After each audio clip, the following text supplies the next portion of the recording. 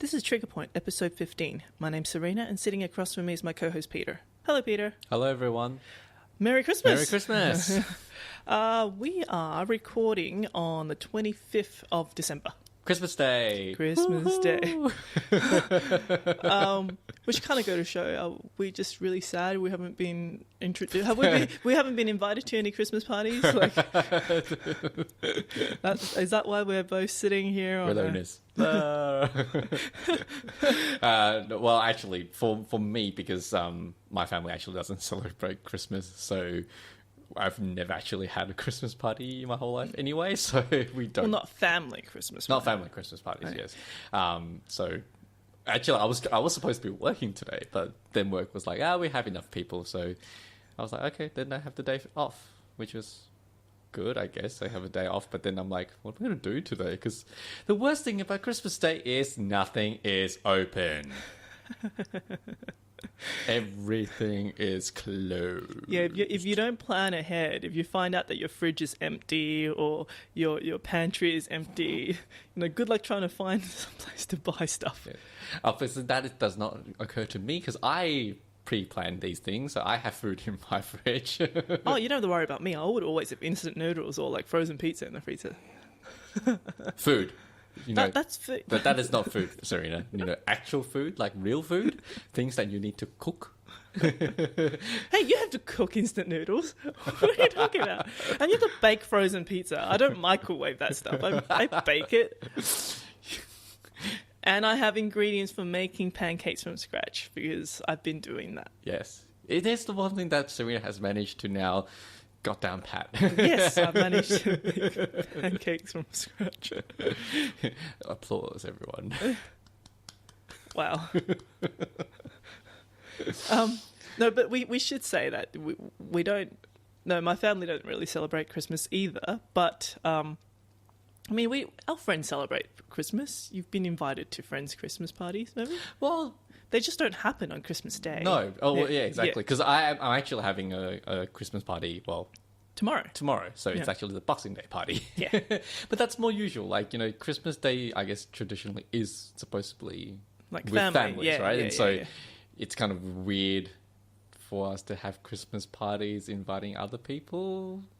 Well, when I was living overseas, that would happen because a lot of my colleagues were also like me, working overseas. True. No one had their family around, so you got to spend that with people.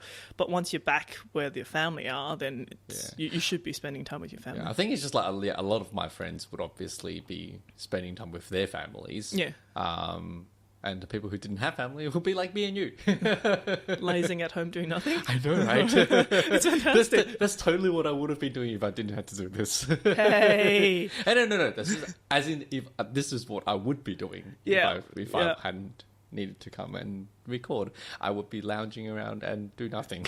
Because it's the best day to do that. Like what I did yesterday. I watched the whole of season 2, the Expanse season 2 yesterday in one day. 13 episodes. It's like, Yet you didn't manage to do that. Yeah, we'll talk about that later, Serena. So we're doing this on Christmas Day. Yep. And what else have we been doing? Well, it's a lot of Christmas-related stuff.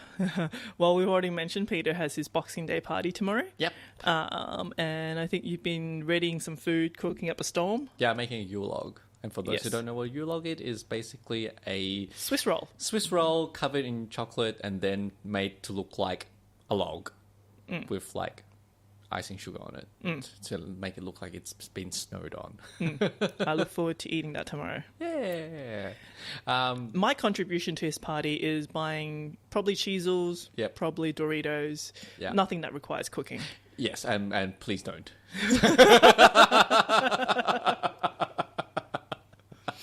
I could make pancakes. That is true. You could probably still make pancakes. And I would have all the ingredients there. Oh, okay, so I don't even need to bring No, you don't need Do you to have a bring mixer? any- Because I can't mix my own. Really? Well, you can let me try whisking it by hand. Yeah, actually, no, that's a bad idea. So a lot of my friends are bringing food. I'm Yes. making a roast pork, actually. Oh, they're also trying to put as much weird stuff as they could possibly put in a tacos. Yeah. Which is why I'm going to bring Tim Tams. Someone has to try. I'm not, but someone else can. Tim Tam tacos. Oh, God, that's disgusting. Yeah, and Serena, why don't you tell everyone about your little adventure with your Christmas tree? Look, it's not little. It did take 2 days. So on the first weekend of December, I decided to set up my Christmas tree. And it was only then that I realized my existing Christmas tree had not survived the move to my new house. And so... Speaking of, I haven't been to a new place yet. Oh. I have to go and visit to a new place. Okay. Anyway, continue. Yeah, okay. You should come when the tree's still up. I know, right? Because, okay, so what was supposed to be an afternoon exercise in setting up a Christmas tree turned into a 2-day quest in trying to find and buy a Christmas tree in the first weekend, because everyone's apparently trying to do the same thing. Every shop I went to was like sold out. I had to drive from one end of the city to the other end of the city. I had to nearly physically assault the salesperson to get the tree that I wanted. Come home and then find out that the lights I brought was incorrect, and had to go to the shops the next day to buy the correct lights, to find out the lights were sold out, and had to go to a different shop and buy lights. It was a fantastic experience, to say the least.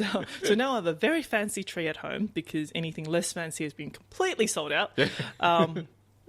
And I have a tree at home that no one sees because I'm not having a party. I know, right? Which is why it's like, why did you do it in the first place? Well, you see, I have this gaping void during the holidays seasons, and I normally try to fill it by spending a lot of money, like buying a lot of stuff.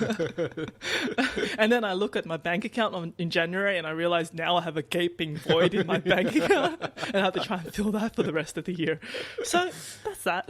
Yeah. Retail therapy, it works. Sure. You should really put up a photo of your tree. Oh, okay. I know, on either on our Facebook or Twitter or anything. I know, right? You need to show how much effort you put into this tree that took 2 days to do. I still think it looks better in real life than in photos, because the color theme I chose was like silver, white, and green, and the decorations are also slightly green and stuff. But when you put it on the green tree, it doesn't look as impressive. Like, I feel like I need to buy like an extra load of decorations just to put it on, just to, I don't know whether people have noticed in the shops, like the trees, you barely see the trees, right? The amount of baubles and stuff. The amount of like tinsels you put on it, it basically covers the tree itself. So it's like, so where is this tree? I see a bunch of decorations, but I don't see the tree at all. I think this is also the first year I tried putting up a tree when I have a cat. So that was kind of interesting. Although my cat doesn't seem interested in jumping into the tree. For that, I'm grateful. Because I saw some stuff, like some posts online, about what the lengths people go to keep their pets away from their tree. Like they have, those baby fence things? They surround the tree. Or like some people actually mount the tree on their ceiling, upside down, to keep their cats away. Or like, I saw some really sad looking trees where the decorations is only in the top half of the tree. So nothing gets dragged down on the bottom half. So I'm like, I'm glad mine survived so far. It's a whole month, So where's your tree, actually? I just noticed. Where's your Christmas decoration, Peter? Your house doesn't have any Christmas decoration. Did I not just mention that I don't celebrate Christmas? Neither do we. It doesn't stop you from putting something up, right? That takes effort. I just mentioned yesterday, just before, like, if I had the choice, I'd be sitting around doing absolutely nothing. That includes putting decorations up. That takes effort, okay? You could buy, like, those little small trees, like LED USB trees you just plug into a computer and it lights up. I have that at my parents' place. So tomorrow we will have a Christmas tree that has decorations and Wait, stuff the on tiny one? Oh, I wonder whether I could fit my 210 centimeters tree in my boot. Like, just bring it to your house. No, then you make my tree look inadequate, and I don't want that. My tree already looks inadequate as it is, because I put zero effort into it. It was like, because I think it was from last year that I had it I didn't take it down. What? Yeah, I know, right? Just really bad. It's been sitting... Well, because my parent wasn't here this year, so I've barely been home this year. And so my parents hasn't been there to kind of like remind me that you should really take down that Christmas tree. Down? Yeah. Holy crap. So it's been there for the last year. Wow. So we go to your house and we can help you dust dust off dust off my tree. We shake your tree and like spiders and stuff would just fall out.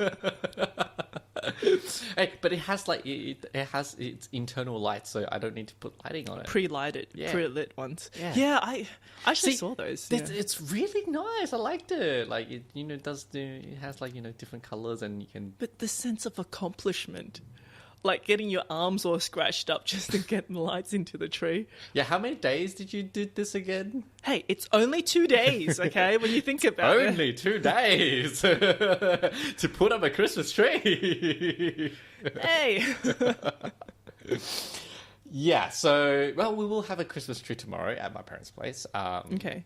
So that would fill the festivity. On a side note, do you have like UE, ultimate ear speakers at home? No. Like the Bluetooth speakers? No. Mm-hmm. No, because I have 2 of those at home. I could bring them over and we could pump out some Christmas songs. And the idea is that if you have multiple of them, you can link them all up. Like you can have I think it was a maximum of 50 speakers all linked up onto the one phone. And you can have them spread all around the house and they'll be playing the same song. Oh, God, that's terrible.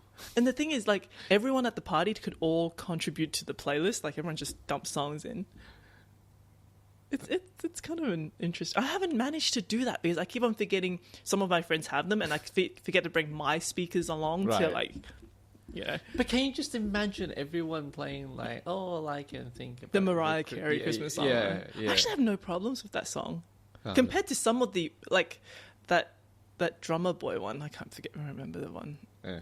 It's like some Christmas songs. Look, Christmas song in general, just I've heard of it enough times. It's about it makes my ears bleed.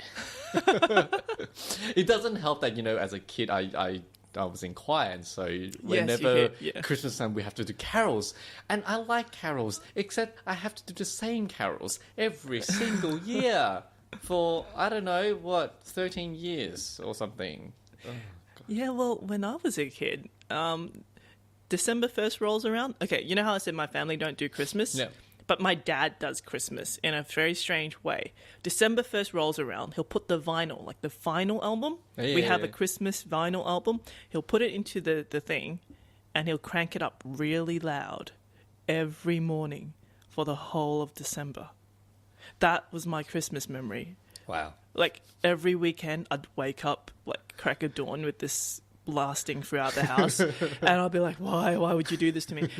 But now that I've grown up and no one else does it, I go downstairs, and put on that vinyl and crank it up and wake up everyone else in the house because, like, now it's my turn. And now I understand why my dad does it. There's this kind of, like, sick, like, sense, like this... not accomplishment, but there's that kind of... what was that word? Vindictive kind of like. If I have to suffer from this, so will all of you. I already know the answer to this. Huh? Have you watched Star Wars yet? Oh, right. No, I have not watched Star Wars yet. And that's not because I don't like Star Wars. I love Star Wars. I've seen all of them, and I do love... And it's like I have a Lego Millennium... not Millennium. I have a Star Destroyer in my house. I do like Star Wars. I just never... I never go and watch it during the first 2-3 weeks. 2-3 weeks. Most movies don't last more than 2-3 weeks, which is why you don't watch a lot of movies. I know, right? With Star Wars, I think that... or with some of the movies, I feel like if you watch it within the first week, you're bound to be watching with other people who are also fans. So you would always be watching it with people who would appreciate the movie.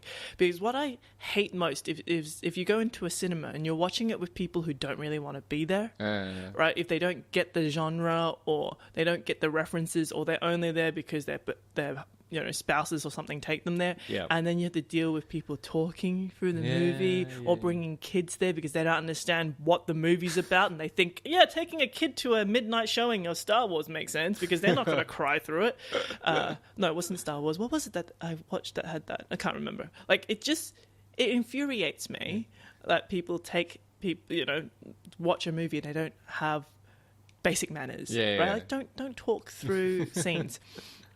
So normally when you watch it within the first week, you're less likely to do that because, one, it's harder to get tickets. People pre-order. Yeah. And the people who put that effort in aren't going to take their kids in, hopefully. Although, in saying that, when I went to watch Star Wars, like this Star Wars, The Last Jedi, Andrew was unfortunately sitting next to a woman who was asleep and snoring. Oh. Wow. So she obviously was dragged there by her spouse, and she was so bored that she fell asleep and snored. Like, I don't see how. Like, I mean, we'll just stop there because I haven't seen it. And I don't no. I'm not saying that. I'm just saying any movie with any action would I would assume would. But if you're just not the type that likes action, they just don't interest you, right? Like, I guess it just seems like a waste of money then, right? well, of course, but. All right. Each to their own, so you can't. And Andrew help got it. really annoyed because you don't want to hear snoring throughout the movie. I think the only reason why I would be tempted to watch it early is because I don't want to get spoiled. Yeah, So that if I watch it, at least I know I won't get spoiled now because I know. Yeah. But the problem of watching it early, like me, is that I now want to talk about it, and especially this month with all these Christmas parties and stuff. People are walking into parties saying, have you watched it yet? Yeah. If you have, let's move to this side of the room. Right. If you haven't, move to that side of the room. And then, you're kind of like keeping it, which is still fine, okay? To be honest, it's fine because at least the people who don't want to hear it, they're still interested. Like, they're fans and they're like, don't tell me, I'm just going to walk to this side. What was really annoying me is I go into these parties, right? And everyone's like, okay, have you watched it yet? I was like, oh, yeah. And we were moving away. And then there'll be people like, oh, it's okay. I'm not interested. You could tell me. It's fine. It's boring to me anyway. And you're like, we just want to talk about this greatest movie we just watched, whether it was greatest or whatever, right? And then you just like dashed us with cold water by saying, it's okay. It's not a big deal. Yeah, just spoil it anyway. It's like, no. And just like, you don't get it. You don't have that same enthusiasm when we're talking about it. And we want to gush and sing and talk about things that only fans would get. And you being here just dampens everything and just make it so not emotion. Yeah. Like when you guys roll your eyes when we talk about, certain scenes and stuff. No. Sorry. Geekiness and stuff, No, I have not watched Star Wars yet. I will be watching it next week, I think. Yes. I think we have planned a date to. Have you bought the ticket yet? I'm not in charge of that, so I've given it to someone else to do. Fair enough. But yeah, so I will be watching it. I'm really looking forward to it. So we will talk about it next recording. I think that's enough about our lack of plans, lack of excitement for Christmas and New Year's. Hey, no. I did go to some Christmas parties where we had to do dress up. Oh, really? Yeah. The theme was fantasy characters, like fictional characters. Okay. And so, because we went to Universal Studio and we bought a bucket load of like Harry Potter stuff, me and Andrew went as students, like Hogwarts students. Yep.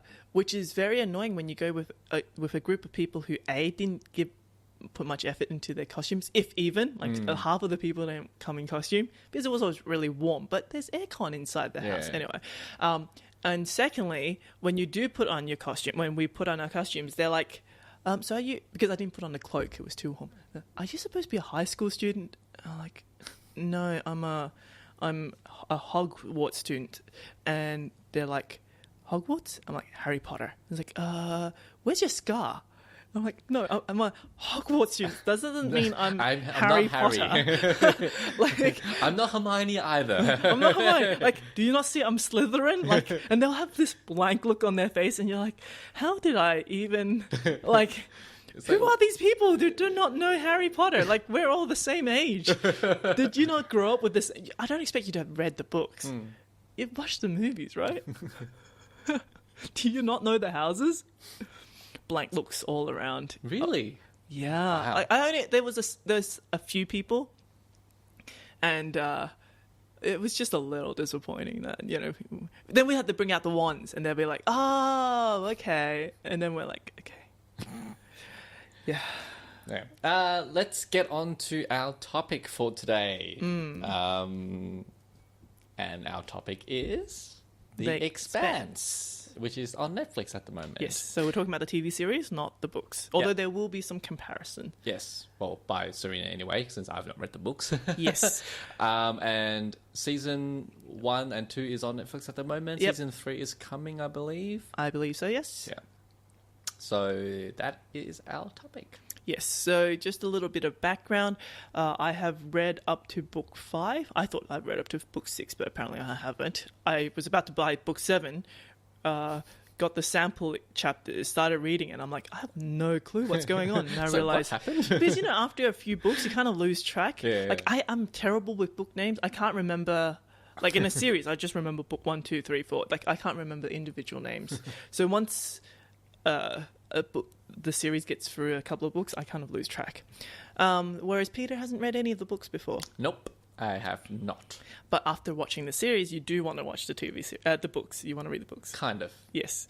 But you didn't like the TV series. Seriously. Where do I begin? Okay, no, it's not that I didn't like the TV series, but I saw a lot of issues with it. I saw a lot of flaws in it, and I was disappointed in it, to be fair.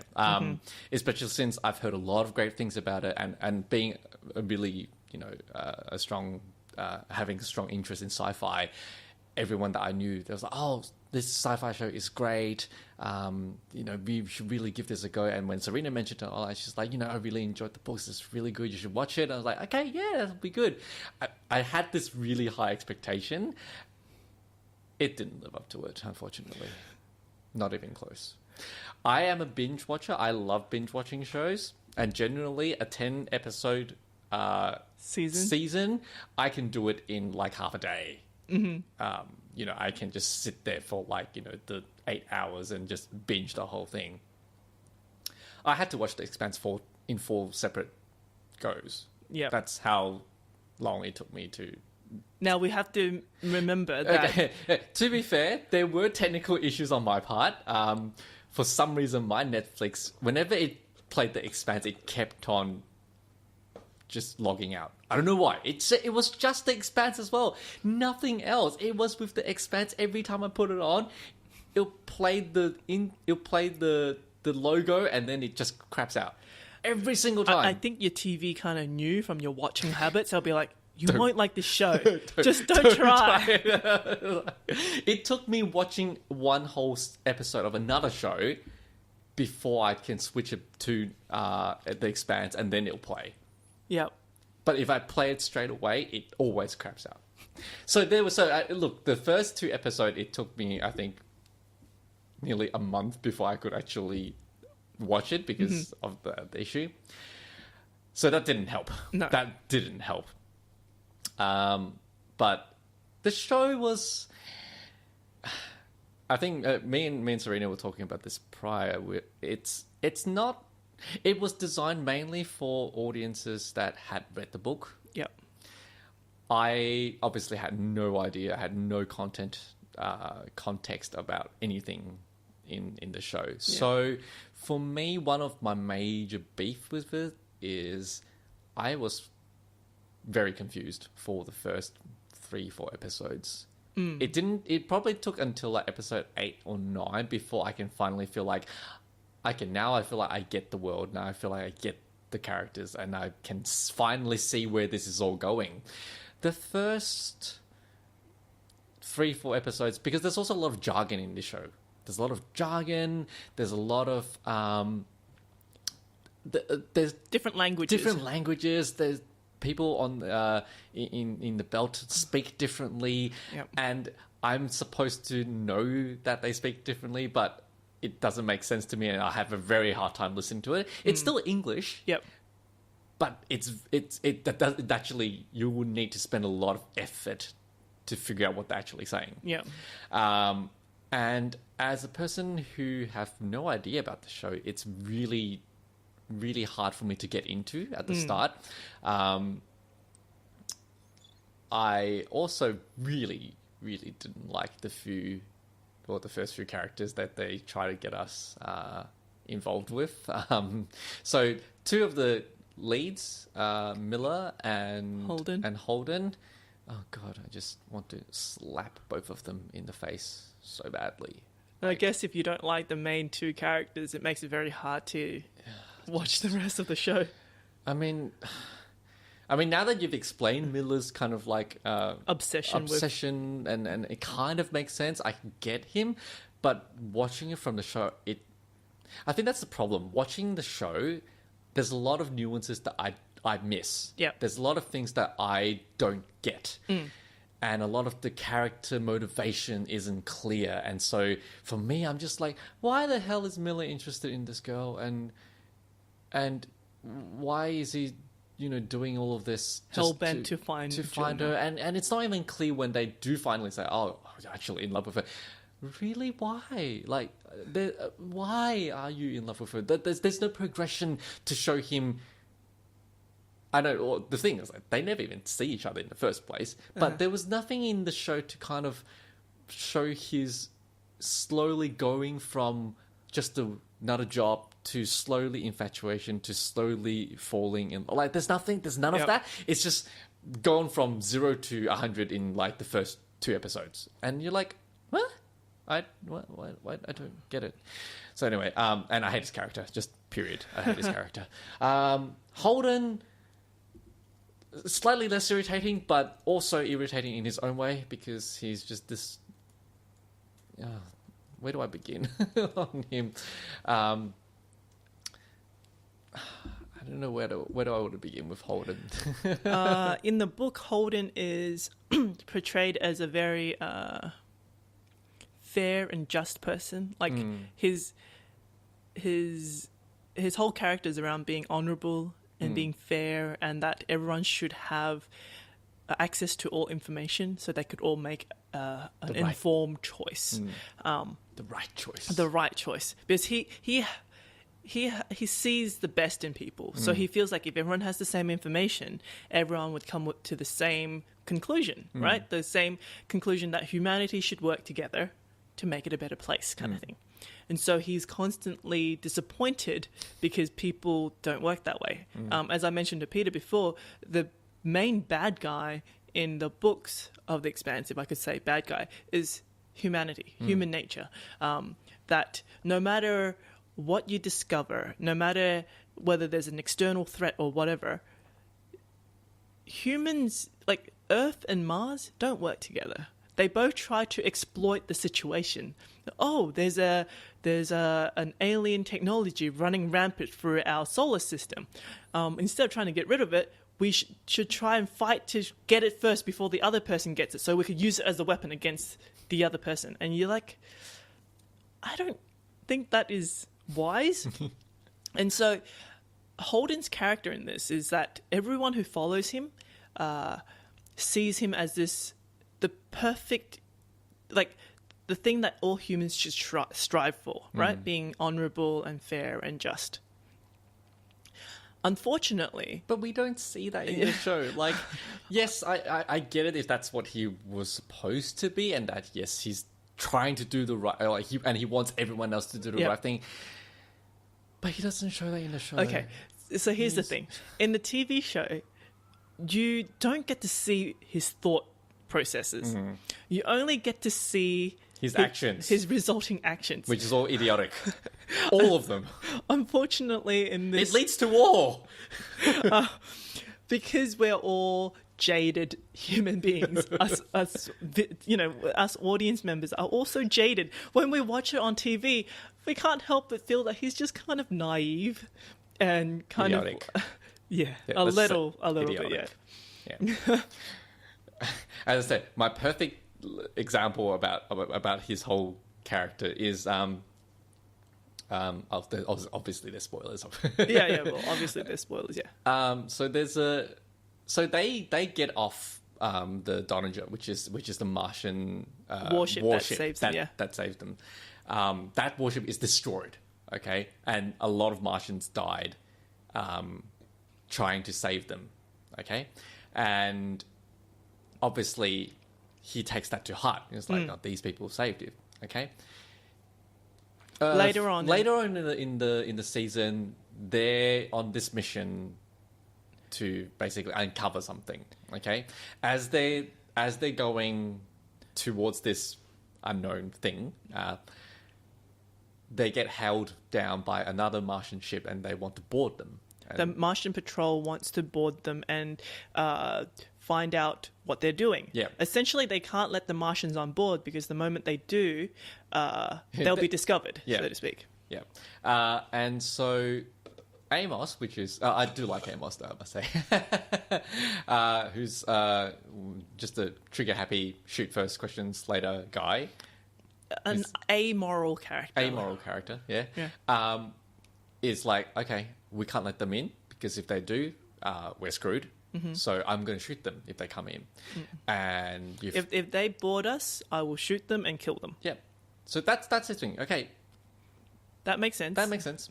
Holden is like constantly harping about like, do you not remember how many Martians died to save our lives?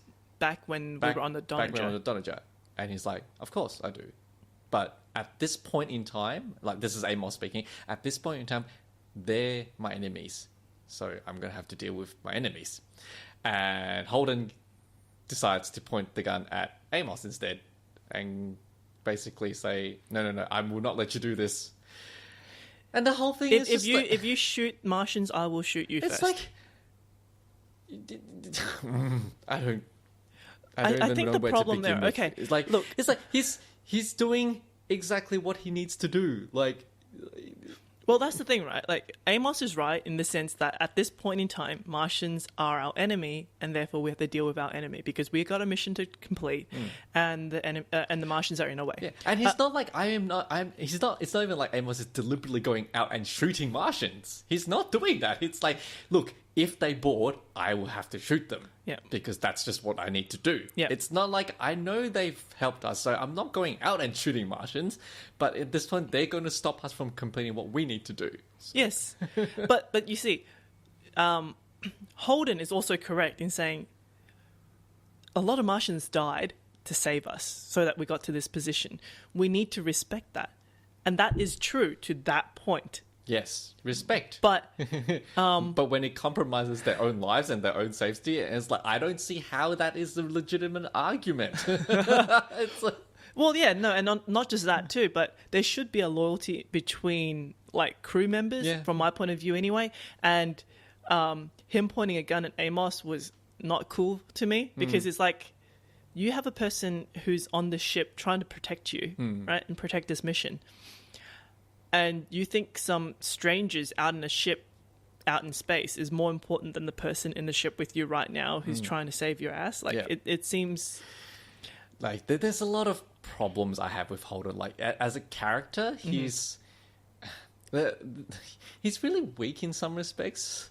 Like he's very strong being portrayed and the actions that he does. But I think as a character, he's a weak character because I don't care about him at all. And it's like, I don't know. I don't find him interesting. I think this is where the book... This is where this TV show being originally a book comes in. In at least well-written book series, characters start off pretty flawed, right? You don't want a perfect character. Yeah, of course. Right? Because you want them to grow throughout the series. Yep. And I know for a fact that the author of the book, James S.A. Corey, which is actually a pen name, is actually two guys. they had the series completely mapped out from start to finish before they wrote the first book. So they know where it's going to end. They're not writing one book after the other. They've planned on ahead. So they know where these characters need to go. They know, in an interview I've heard before, they have said that James Holden at the start of the show is a guy who, had that kind of like, innocent idea that everyone should have all information and that they would understand where they need to go from there. And they've said that later on in the series, he would understand that it doesn't work that way. He still wants people to have the information, but he's learnt to temper his expectations of human nature. He won't release the information all in one go. And he probably won't release them to everyone in the same time frame. He will release it over time, but he will do it in such a way that he's sure that he'll get the result he wants. In a way, it's more manipulative, but he's grown that way and he matures. And so in the series, that happens. Now, in TV series, a lot of times people don't do that. Like, writers don't write characters in such a flawed way to start off with, because you don't know whenever the series will end. People don't know when you're going to get a second series or a second season or a third season. So you can't expect people, if you write a character that's too flawed, people might not like it, and you might not get a chance for them to grow. To redeem themselves. Now, I find it interesting that they decide that they're going to keep it that way, and it's, as you watch the first season, and even the second season, you could tell they haven't told you anything. They haven't told you everything. They don't even try to tell you everything. Considered in comparison to the books, they're really hoping to show the whole thing in TV series. Like they're not going to try and condense it too much. So in that case, I'm looking forward to seeing how the cast and crew, like, of the Rocinante, evolve and improve. Now, because I've read the books already, when I first watched the TV show, I don't see any of the stuff you saw because everything was seen through a filter. Now that you mentioned some of the things, I understand. Yeah, some of the conversation between the cast, between the crew, are pretty bland and boring. Like, they don't really have much interaction going on that's really worth thinking about. Like, if you think about TV series like Suits, or like if it's a sci-fi thing, if you think about Killjoy, like the interaction, or even Dark Matter, right? The interaction between the cast, between the crew, is more snappy. There's more substance in a sense that there's more.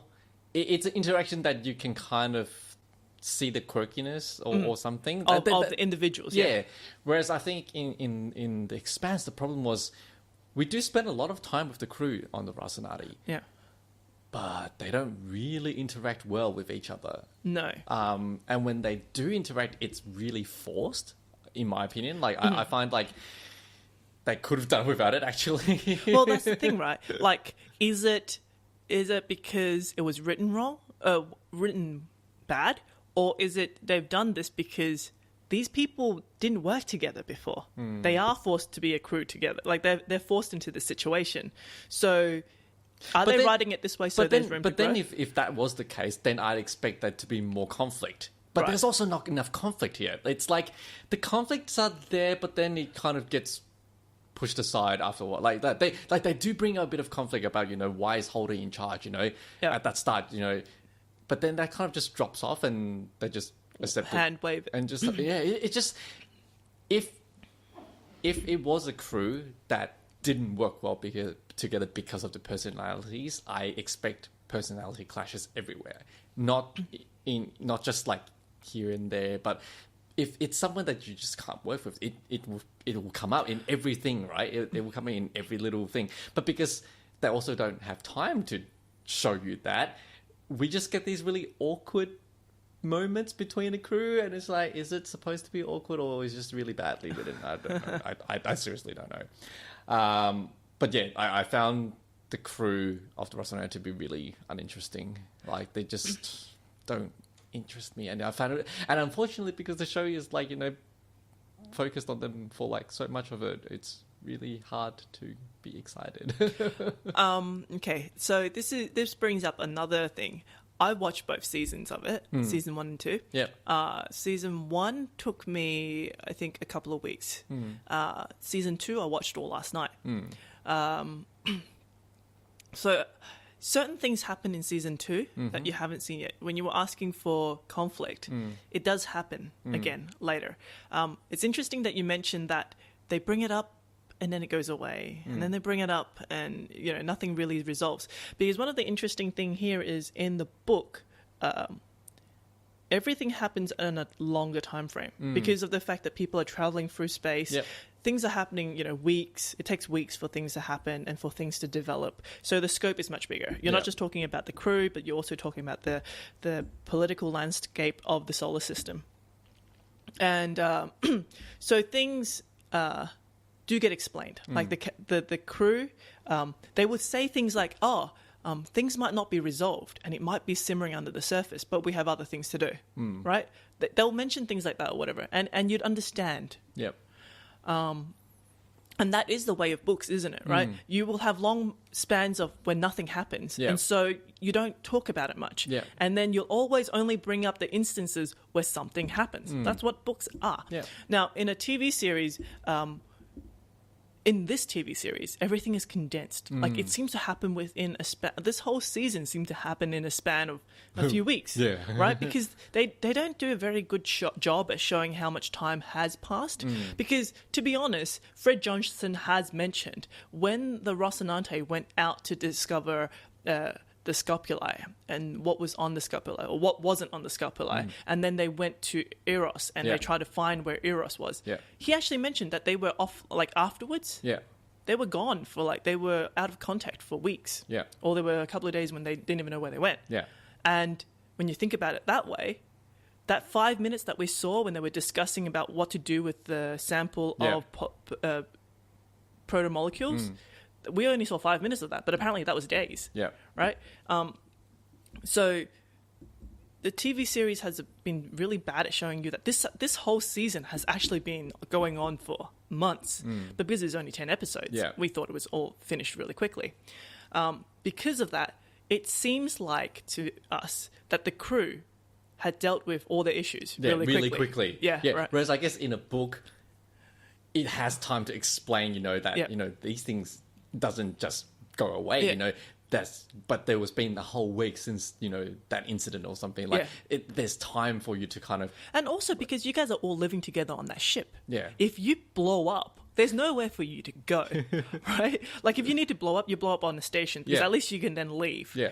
If you blow up on a ship, you're stuck with this person for weeks on end. So you kind of don't want to do that. But then it's like, that's something that we're missing, like, as an audience member. I'm missing that because I'm not getting that time span. I'm not getting that time frame. So it just seems like everything's just, like, shrugged off left, right, and center. And I know that's not what they wanted to, but it's just the way that the show has been presented. It just seems like it's condensed everything together, right? And one thing about that whole condensing is I'm also not getting the whole... I'm not getting that grand scale of everything that's happening behind the scenes. Scenes. Like, I'm not getting the politics. I'm not getting the intrigue between Earth and Mars and Belt. Like, where do they sit with each other? How do they... And I think mainly because in the first season, we're so focused on the Rocinante, those things are kind of just brought up, but you don't really get to delve into. And I think the problem is, at the moment, how I look at season 1, it's just like there's just crisis, and then before I can really, you know, deal with the crisis, there's another crisis and another crisis, and it's just like going up. I like shows when, you know, you've got the crisis, but then you've got the aftermath of the crisis where you can actually talk about, or it shows you what actually happened, what happened to that incident, and how does it lead to everything around it. Now, because it is such a short season, they don't have time to show that. So they have to kind of go to the next major point. But then for me, because there's no downtime to kind of process all of that, I lose the I think it loses some of its impact as well. Yeah. Because I don't have time to process the difficulties that everyone's dealing with. I don't have time to process the emotions that people are going through. But there's another one that's already coming. I'm already, thrust into a second scenario. So for me, and this isn't, I think, a problem.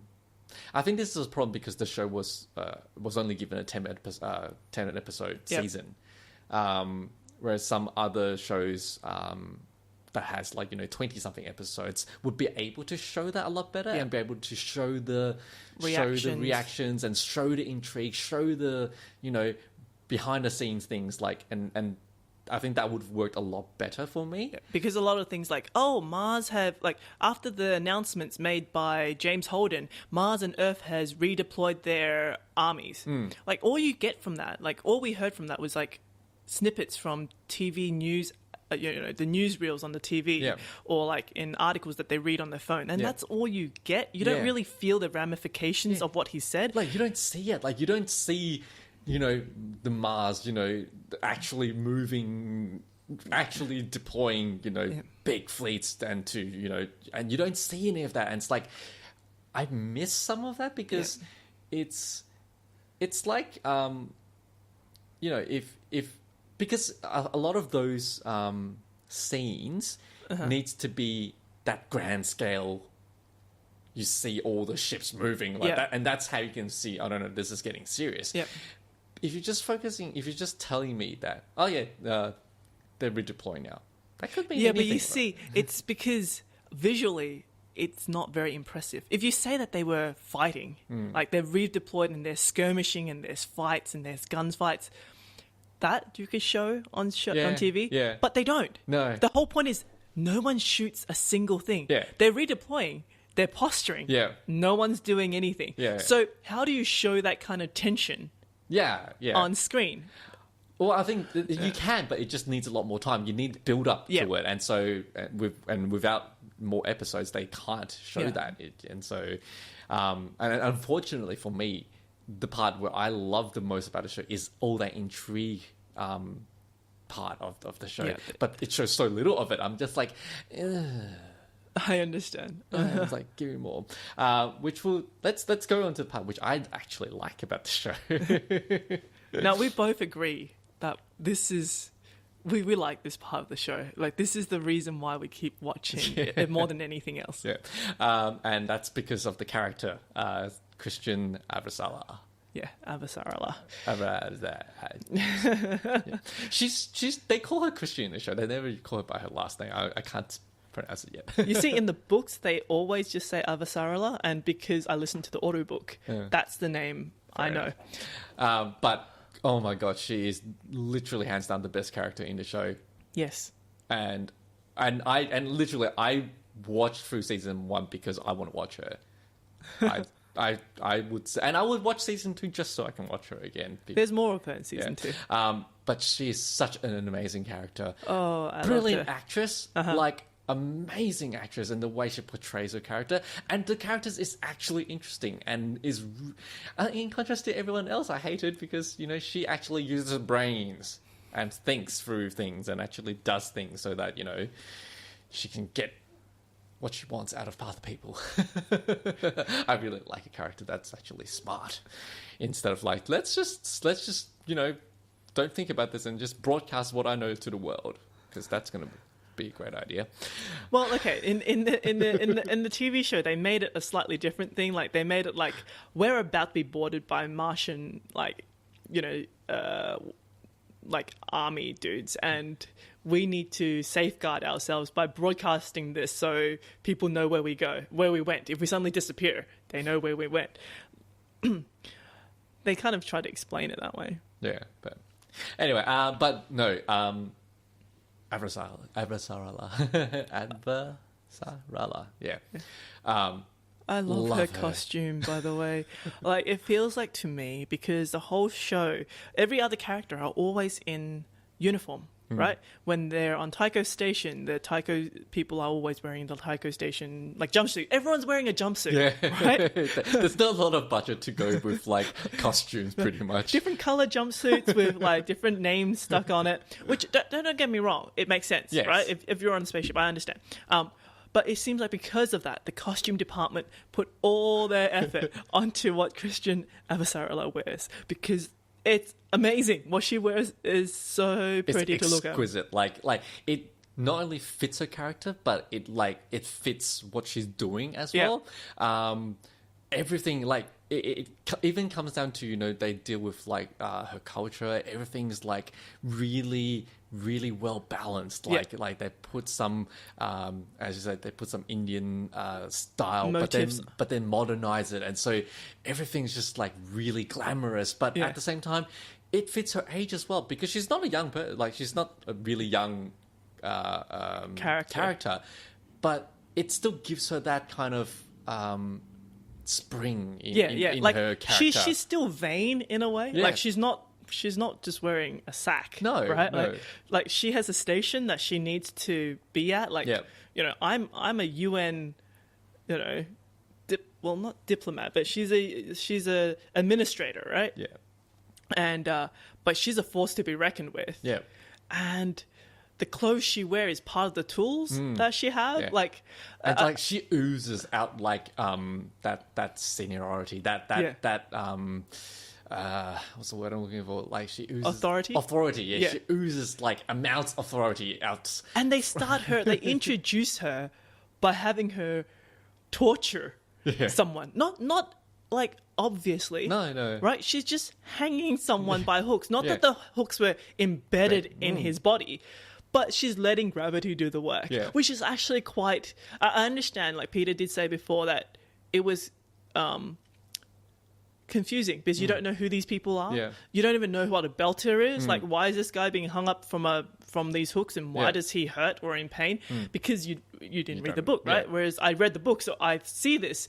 Oh, in the books, they didn't have this. Oh, really? Yeah. Right? Like, so you're like, oh, at least I don't remember it because I've watched the TV show twice. Now I'm kind of forgetting which things are in the book, which is in the TV show. But you're watching this and you're like, holy crap, this is brutal. Like, she's really ruthless. And you only see this again. Like this repeats. Like family friend, she betrays a family friend for her work. Yeah. Later on, she goes and visits the family friend's husband because her family friend has supposedly killed himself because of what she did. because of what she did. Like the guy has lost his reputation, lost his job, lost everything, and so he kills himself. And she goes to his house. And she goes to the husband and say, I need time to grieve. I need to say goodbye properly. So can I please, essentially walk around your house and look at his stuff. Yeah. And we learn to see that, she's not really grieving. She's there to spy. And you're like, wow. I don't like any other character. And you would think that's so despicable. I know, right? Like, how could you do that? But when she does it, you kind of feel like, oh, maybe she like, and I think that's what I love about her. Like, putting to any other person doing that, you'd be like, oh my god, what a you despise that person straight away. But she manages to she has authority and she has that power, but she also has that vulnerability in her to make you go like, oh, you trust that what she does is not for her own sake. Like she lies to people. Yep. She does like she's despicable. But you could trust that what she's doing is for the greater good. Yeah, exactly. Yeah. You always feel like you can trust in her in doing that. So even though what she's doing is totally wrong and bad, you kind of feel like, but you always you want to give the excuse. You want to make the excuse for her. Give her the benefit of the doubt. Yeah, and that's why I love her character, because she manages to make me want to do that. And you feel like everything she does is done with as much information she could. Like she's informed. Yeah. Whereas on the other hand, you see James Holden, and you feel like you're flailing. Yes. You have no clue what's going on, and yet you try to do everything you can. And look, it's annoying. It's an annoying trait he has, but that is a crucial part of his character. That is actually, like later on in the books, certain people in the book rely on him being like that, and they try to manipulate things by using his flaw. Yeah. Right? So I can see why they have to keep him like that in the TV series, because certain things won't work otherwise. Yeah, if he's too secretive, things don't just won't get, He out. has to be like that. So, like, oh man, I love her so much. I know, right? I just love her. Oh, and her profanities. Like, she just swears all up and down, and I just love watching it. Like, even in the books, like, she does that, right? But she says, like, at least you hear from her point of view, she does it on purpose because people don't expect a woman of her station, like, a grandmother, like a grandmotherly figure, to be swearing the way she does. And she does it on purpose. She does it on purpose to get people off guard and to off balance them. I don't know whether I like that idea that it's not actually natural to her, that she's doing it to get people, put people off balance. In the TV series, I feel like that's just what she is. She's just saying it because that's who she is. But yeah, so if anything, I would say, watch the show because of her. Oh, she's amazing. Like, as I said, one of the best characters I've seen in a while, and great portrayal. And actually, what is the actress's name? Shore. I don't know how to pronounce it, unfortunately. I'm just looking at her, the fandom wiki, which doesn't actually mention the. Oh, okay, Shore. Oh yeah, I can't pronounce that. Yeah, but she is awesome. Yeah, I need to look at other stuff that she's done now because she was absolutely amazing in this. Yeah, but this is the thing, right? Like, I'm pretty sure her other characters are nothing like this. Yeah. And I don't know whether I want to mix that up. True. Right now, like later on, maybe. Right now, I just want to see more of Christian Avasarala. Yeah. Because that's the thing, right? Surprisingly, okay, with all the other characters, I read the book and they're in my mind, like they've been cemented in my mind of what they're like. Yeah. And so when I watched the TV series, I didn't have your problems because I already had in my mind who these characters are like. Whereas for Christian Avasarala, when I was reading the book, I had a hard time visualizing her because of the fact she had said she's a grandmotherly figure, but she also swears like a sailor, and that she's also the hidden power behind Earth. Yeah. So I had a hard time imagining what she would look like. Yeah. So when I watched the TV series and I see this figure, that cemented this character for me. Yeah. Because in the book, she is, not that she's not important, she is, but she's on the same level as Fred Johnson. Yeah. Which is, they're there, and they'll give out missions, or they'll give out, whatever, ultimatums, but they're not the main characters. You don't see the action, right? You don't see her plotting, because that's just behind the scenes. You do in some of the later books, but definitely not in the first one. She doesn't exist in the first one. Whereas in the TV series, she's more important than Fred Johnson in some situations. Oh yeah, totally. Right? Like she's trying to make Earth see sense. Like, don't fire on Mars. This is a really bad idea. We don't have all the information yet. So. She's a much more active character. And I'm just interested because I could see a lot of people liking her character. And I've already watched the second season and she's in a lot more of it. But then the story does revolve around her a lot more. I'm just interested to see whether they give her a much bigger role in later seasons, even though she doesn't exist so much in the books. Because, it happens, right? When a TV series, certain characters are more popular, they get given more screen time. That's just the way it is. So I'm looking forward to seeing whether. I wonder if they'll kind of maybe try and condense different storylines onto her so that she can become more important. Because I know some TV shows, when they have a character who wasn't that important but then becomes really popular, they'll try to weave it so that they merge multiple characters into her. So then she can kind of take over that role. I wonder if that's possible in this one. Not that I've read it, so... I'm not going to say anything because... Okay. Yeah. But okay. And I think that pretty much is all we have to say about the Expanse. Fairly short discussion on the Expanse. Only just because I can't.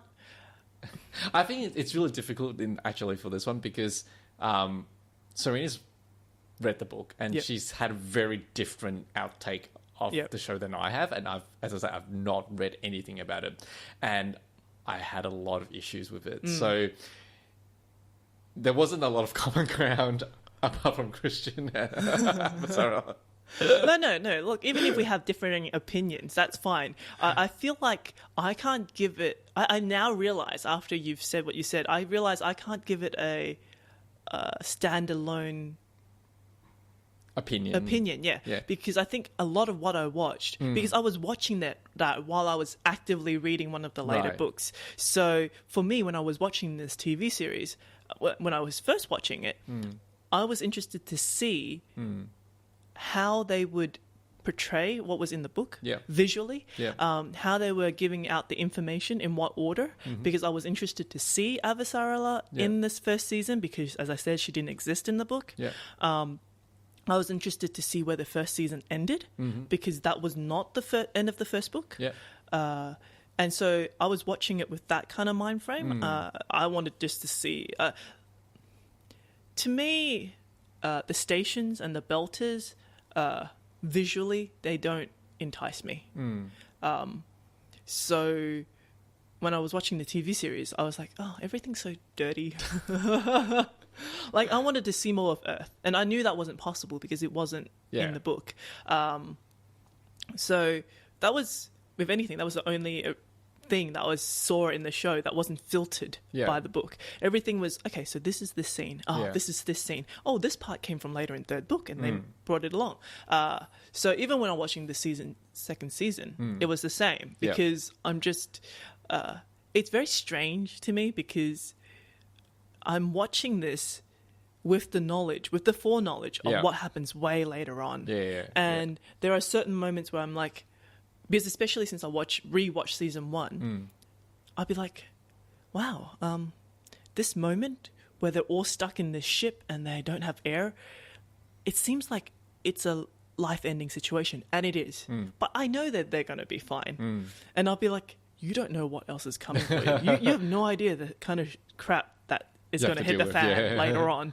And later on, when they find out more and more things, I'm like, you still haven't gone there yet. You haven't gone to where I've gone yet. Like, things are going to go much worse for you guys. And it's interesting to watch it from that point of view.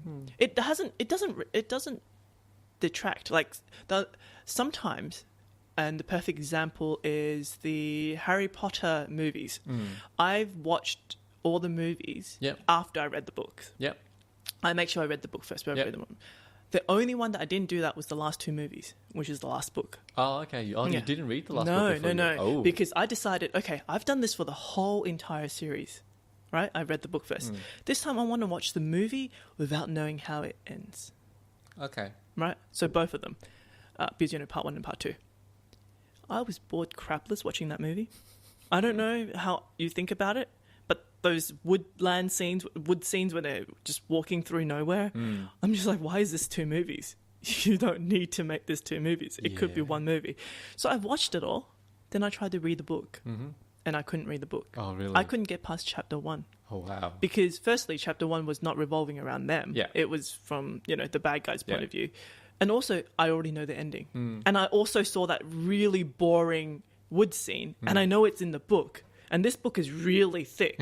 I don't want to go through that. Because if a 2-hour movie bores me, imagine, because they will go into further depth in the book, right? I don't want to have to deal with that. So I've never finished a book. Oh. I don't know how it ends in a book. Oh. I've never read it. Wow, and you call yourself a fan? Have I? Have I really, though? Says the person who bought how much stuff. Yeah, I bought them, but I never said I was a fan.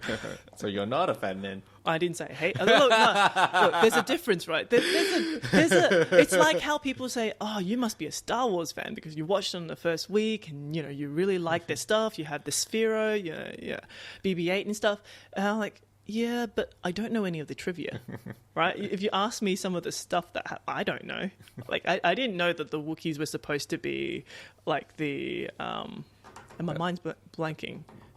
Well, when you're talking about Trek or Star Wars? Star Wars. Oh my god! You just said Star Trek before. Really? Yes. Okay, Star Wars. You're I'm still talking on about Star. Trekkie. No, Star Wars. Star Wars. But even the same. Even with Star Trek, I've rewatched all of them, right? Or I'm in the middle of rewatching all of them. Yeah. I still don't know the trivia. I don't read that stuff. But anyway, so with this series, and I'm losing my train of thought here. It's it's always hard when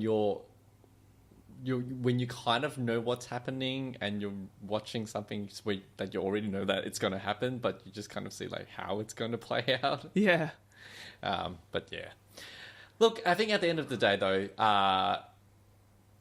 would I recommend this show to other people? I'm like, if you're a sci-fi fan, sure, give it a go. Mm-hmm. One of the descriptions that I had initially when I was watching this was like, imagine Game of Thrones in sci-fi. I don't think you should say that to people, no. No, and I think that's really bad. Yeah, it's not fair. No, because, look, maybe the book is more like that. I wouldn't say so either. But, look, I haven't watched Game of Thrones, but from what I know of Game of Thrones, like, this is nothing like that. No, it's not. And the whole...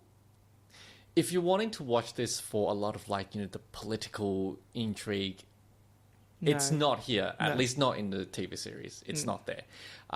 You can maybe see if you squint hard enough. But in general sense, it's not really about that. That the show doesn't revolve around that. So if that was what you were wanting for, then I would say probably don't watch it. In saying that, if you do like sci-fi, do give it a go. As I said, I just found it really difficult myself, but maybe other people would have a better opinion of it. I would say watch it anyway because of Christian Avasarala, because she's that good. I'd like to add to that though. Okay, I just remembered one reason why I both like the book and this TV series so much, especially when you've been reading. When you've been watching Star Wars and Star Trek, or even Dark Matter, or Killjoy, the physics in this show or in this book, that's like a character of its own. Like when spaceships move through space in this show, when objects move through space in this show, the things inside these objects gets affected. Oh, okay. Right? Like no, as you see, they get pumped full of drugs when they go somewhere, because you can't sustain that kind of pressure and that force on your body. Yeah. When things flip around, the people inside the ship gets flipped around. Right? You know how in Star Trek the ships can maneuver however they want, and everyone inside is perfectly fine because they got dampeners, they've got magic gravity, and everyone's always staying on the ground.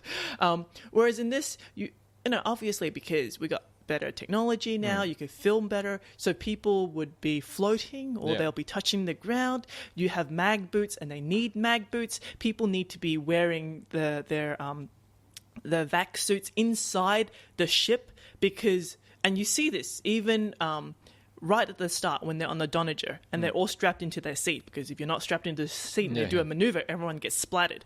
That's actually something that gets mentioned in the book. Like, if some unfortunate soul was in the corridor and then the ship had to accelerate or something, you're splattered. Like, you're gone. Yeah.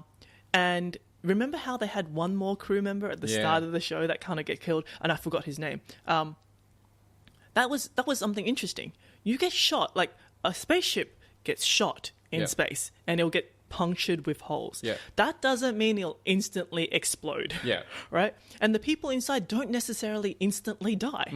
They have that really interesting scene where they now have to try and seal up the room. And then they'll have air. They won't die. But then they'll run out of it. And all this stuff doesn't get mentioned, probably because, for me, sci-fi is a fairly new addition to the kind of books I read.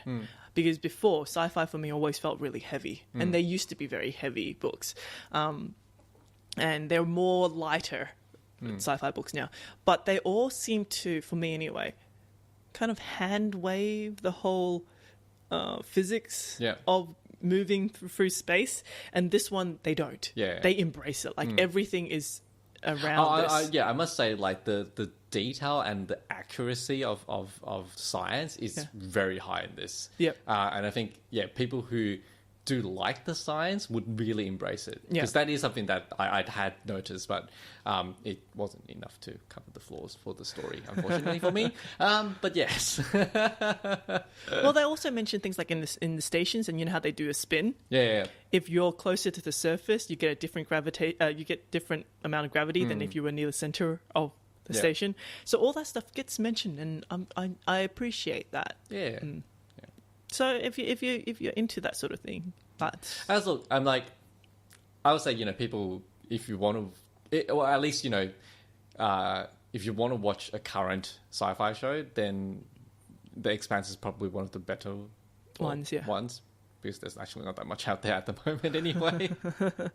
It sounds really bad. I'm not trying to diss it, but there's just so many things I didn't like. I think it didn't help that your friend told you it was like a Game of Thrones. Probably not. Okay, so that's The Expanse. Well, season 1 of Expanse anyway. I will be watching season 2. Just saying. Even though I've been probably, bagging about the show for the last half an hour, but I will be watching season 2. I think you should read the books before watching season 2, because I just want to know what your feelings are like after you've read the books, and then you go and revisit it, and you're like, oh, this makes more sense. I don't know if I want to. I don't know. I don't know if I'm gonna be that dedicated to read the books now. I really don't. Maybe. So, what are we going to do next, Serena? We are going to watch the movie The Greatest Showman. Yay. Musical, again. Hugh Jackman musical. We like musicals. We do. And one of the reasons we chose it also because, as I said, I'm leaving in like 3 weeks' time. So something that we can both watch and talk about within like a 2-week period. A book is probably not going to happen, and neither is a TV show. So yeah.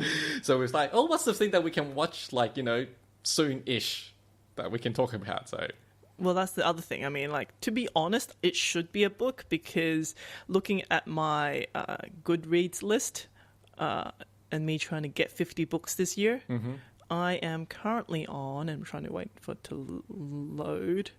How many books have I managed to finish? Because how many days do we have left? 5 days? 6 days? I have 43. Oh, 7 books to go. In 5 days. Better get reading. I don't think I'll be able... If I have to edit this podcast as well, I don't think that's possible. If they're audiobooks, maybe. I still got that book that my friend lent to me after our episode of... that TV series, the one that written by the guy who wrote Hitchhiker's Guide to the Galaxy. Oh, Dirk Gently. Yeah, Dirk Gently. My friend was really disappointed with my view of Dirk Gently, so he lent me the book and said, you need to read the book. So I still have that, but it's a physical book. It's a hardcover physical book. I feel like I should go and buy the audiobook. This is really hard for me. Just holding that book and flipping the pages, it was like, I can't do anything else. I had to sit here and put eyeballs to, page. I could be doing other things. It's called reading, and giving reading its attention that it deserves, and not be fluffing around and doing random other stuff when you could be actually paying attention to the book. I pay attention to an audiobook. You just mentioned that you don't pay attention when the book boring. If it's boring, I don't. Anyway, yes. Okay, so we are going to do The Greatest Showman next, which is actually going to be pretty soon. I think we should book our ticket soon. Yes, we should. Want to watch it tonight? Can't watch it tonight. I'm hungry and eat first. Yeah. Okay, and let's do our closing. Okay, so you can find our show notes at triggerpointfm.com/15. You can find us on Twitter at triggerpointfm. Email us at triggerpointfm@gmail.com. You can find us on YouTube by searching Triggerpoint Podcast. And now we also have Facebook, which is facebook.com/triggerpointfm. I will be posting a picture of my Christmas tree. Peter has nothing to contribute to our social media streams of any sort, shape or form. I am not a social media person. No comment. And, well, I guess I'll see you next time, right? Yeah. So have a Merry Christmas, everyone. Have a Merry Christmas. I'm now going to wait for Peter. Happy New Year. And, and Happy New Year, because we won't see you until New Year. So until then. Yep. Bye. Ta-da.